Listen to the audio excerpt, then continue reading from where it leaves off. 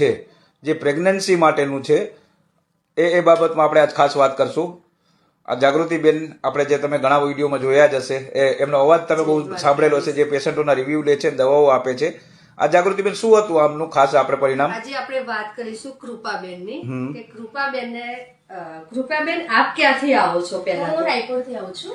અને તમે અહીંયાથી શેના માટે દવા લઈ? હું પ્રેગ્નન્સી માટે દવા લઈ ગઈ. બરાબર. તમારા મેરેજ કરે કેટલો સમય થયો? 7 વર્ષ થયા. 7 વર્ષ. અને એના વચ્ચેના ગાળાની અંદર તમારે પ્રેગ્નન્સીમાં શું તકલીફ પડતી રહેવા માટે? એટલે અનિયમિત થઈ ગયું હતું, પીરિયડ્સ ને બધું, ડેટ પર આવતું નહોતું સરખું, એવી રીતે પ્રોબ્લેમ હતો. મેં પ્રાઇવેટમાં પણ સારી એવી દવા કરાવી પણ કોઈ રિઝલ્ટ ના મળ્યું. પણ એ ખાલી 2 મહિનાનો કોર્સ કર્યો, એમાં તો મને 100% રિઝલ્ટ મળી ગયો પોઝિટિવ. બરાબર. પછી તમે બધેથી દવા લઈને અહીંયા આવ્યા. બરાબર. અમારી દવા તમે 2 મહિના લીધી અને 2 મહિનાની અંદર તમને પ્રેગ્નન્સીમાં રિઝલ્ટ મળ્યું છે. આજે તમે હોસ્પિટલમાં રિપોર્ટ લઈને જ આવ્યા છો.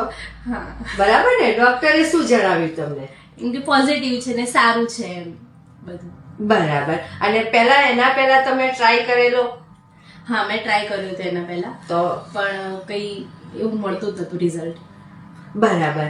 અમારી દવાથી અમૃતાલયની જે કીટ લઈ ગઈ એનાથી 100% રિઝલ્ટ મળ્યું અને બોડીમાં પણ ફ્રેશનેસ લાગે છે અને બહુ જ સારી એવી દવા છે. એનું રિઝલ્ટ બહુ જ સરસ છે અને વેઇટ પણ મેનેજમેન્ટ રહ્યું છે, મતલબ નથી વધ્યું નથી ઘટ્યું કઈ નહીં. બરાબર. આપણે નીતિનભાઈ, આજે પ્રેગ્નન્સીની આપણે વાત કરીશું કે આ બેનનું આપણી સામે 8મું કે 10મું રિઝલ્ટ છે. પ્રેગ્નન્સીમાં બહુ સરસ રિઝલ્ટો મળી રહ્યા છે. જો રેગ્યુલર આ દવા લેવામાં આપણી આવે ને તો એમાં પણ સારા એવા રિઝલ્ટો મળ્યા છે. આપણી સામે છે કે આજે બેન પોતે મેસેજ લઈને જ અહીંયા આવ્યા છે રિપોર્ટની સાથે, અને સ્પેશિયલ એ મને મળવા માટે આવ્યા છે. સરસ બેન, આપને બેસ્ટ રિઝલ્ટ મળ્યું છે. કોંગ્રેચ્યુલેશન. આજે આપણી જોડે ગુજરાત પત્રકાર પરિષદના પ્રમુખ બી છે, BR પ્રજાપતિ સાહેબ. સાહેબ, આપણે બી તમે અહીંયા રેગ્યુલર મુલાકાત લો છો, આપને શું લાગે છે? તમે અહીંયા દર્દીઓનો રિવ્યુ તમને કેવા લાગે છે? હું અહીંયા અવારનવાર આવું છું. આ જે અમૃતાલયમાં જે સેવાનો ભેગ ધરીને માવજીભાઈ મારા મિત્ર અત્યારે જે કાર્ય કરી રહ્યા છે, અને એ જોઈને હું એટલો આનંદિત થઈ રહ્યો છું કે અહીંયા અમારી આસપાસના વિસ્તારના અને સમગ્ર ગુજરાતના ખૂણે ખૂણેથી આ વાત સાંભળી અમૃત પુષ્પ અમૃતાલયની ફોનો આવતા હોય, મારી પાસે બેઠા હોય, હું સાંભળું કે દરેક વ્યક્તિઓની ઘણી જાતની વિવિધ સમસ્યાઓ હોય અને અમૃત પુષ્પમાં રજૂઆત કરે. એટલે માવજીભાઈ કે આવો રૂબરૂ તમારા જે કેસ પેપર્સ લેતા હો, તો શું તકલીફો છે બધું જોઈને અહીંયા આખી એક સરસ ટીમ ઉભી કરવામાં આવી છે. અને અમે પણ ગુજરાત પત્રકાર સંઘની એક વાર્ષિક સામાન્ય સભામાં આનું ડેમોન્સ્ટ્રેશન અમૃત પુષ્પનું કરેલું, એને મારા પત્રકારોએ પણ ખૂબ સારો આવકાર આપેલો.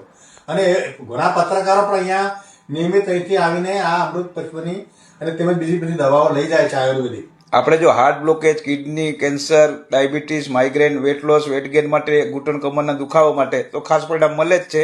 પણ આજે આ બેનનું જે ખાસ પરિણામ, અને આવું આ વર્ષમાં 8મું પરિણામ છે સાહેબ, જે આ પ્રેગ્નન્સી બાબતમાં લેડીઝોને ઘણી તકલીફો પડે છે.